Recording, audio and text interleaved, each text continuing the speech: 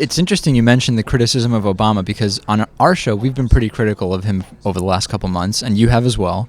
And I start getting emails from, tried and true Democrats, which I'm a registered independent. I'm not personally a Democrat. I agree mostly with liberals, saying I'm not helping the cause, as if because it's a progressive show, there's some responsibility to agree with the president, even if you don't really agree. Are you bumping up against that too?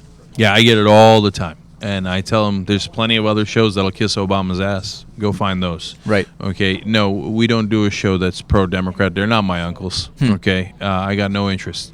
No, I'm doing a show on. I happen to be a progressive on progressive principles. So if Obama's not fighting for progressive principles, what's the point of fighting for Obama? Is that something, though, that we could argue Republicans have, when they are more successful, it can be in part because they've got people that are towing the party line no matter what, and maybe there's people like you and me that don't? I mean, is that a factor? No, it's the exact opposite. The conservative talk shows don't toe the party line at all.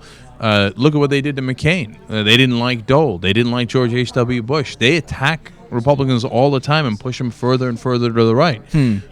So successfully push them to the right? Absolutely. I mean, look at John McCain. They got that clown to go from doing a reasonable immigration bill that he co-sponsored to saying, I'll vote against my own bill. It was his bill, right. Yeah, I'll vote against my own bill. Have I pleased you enough, Rush Limbaugh? No, they pushed them to the right, and from their perspective, they should.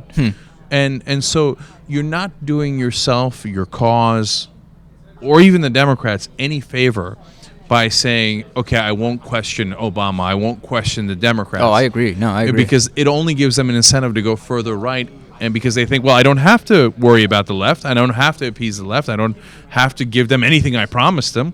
All I have to worry about is appeasing the right. That's a terrible idea. It's a bad place to be, too, probably, yeah.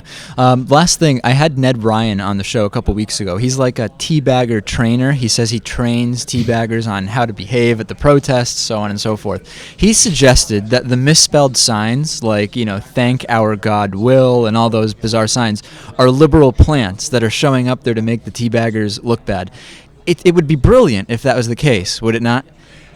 It would be, but A, I can guarantee you that there aren't liberals that organized. Okay, and B, I don't think liberals go and waste our time on stuff like that. The conservatives are in this conspiracy world. They love the conspiracies, right? The liberals are all conspiring. They're coming up with ways to make them think we're conservative. Yeah. Right. But think about what Rush Limbaugh did during the primaries, Operation Chaos. Right. Okay, why don't we infiltrate the Democratic primaries and vote for Hillary Clinton, et cetera, et cetera?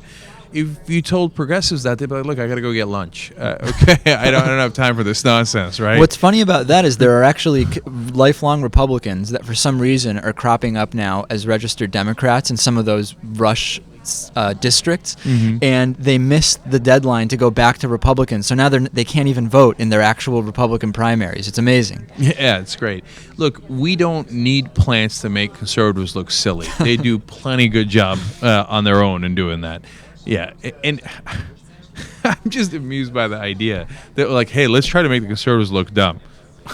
Let's get signs what that are are you talking misspelled. about? Their vice president was Sarah Palin. Right. Okay, they were her vice presidential pick. Mission if accomplished. it were up to them, she would be vice president right now. Yeah. Oh, you know what, David? I just came up with not an idea, but a realization. Thank you for having me on the show and I had this conversation. Sarah Palin, a liberal plant. She must be all along. That's not the thing is, to us at face value, it would seem ridiculous. That was actually suggested at some point, that it was actually at the very top level when the name Sarah Palin was floated. It may have been influenced by the left. It would just be. It's giving the liberals so much credit. Yeah. What do we probably undeserved. We hatched a woman in Alaska who would then go and be really, really conservative and fairly hot.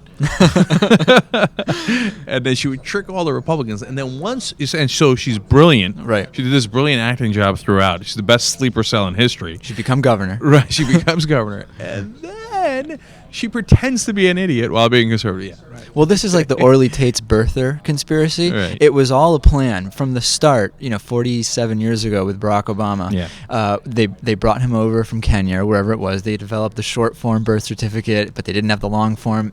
all along it was a conspiracy. It's so hard to believe. We had her on the show, and I asked her, so they planted newspaper announcements 47 years ago, knowing this kid who's being born now will one day become this half black, half white kid from, according to her, that was born in Indonesia, will obviously become president one day, so let's plant this stuff.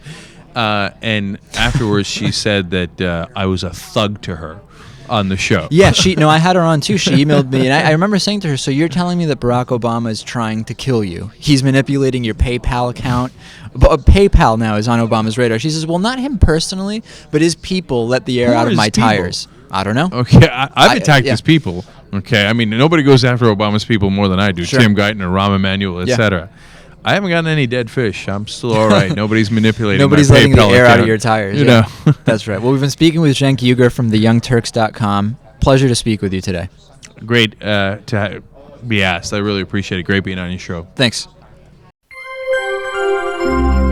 Midweek Politics is brought to you in part by Jackson & Connor, classically modern men's apparel in Northampton, Massachusetts on the second floor of Thorne's Marketplace. By DIF Design, specializing in custom business websites at difdesign.com. And by shentrition.com, provider of all-natural superfood and adaptogenic herbal blend at shentrition.com. To find out more about underwriting Midweek Politics, visit midweekpolitics.com.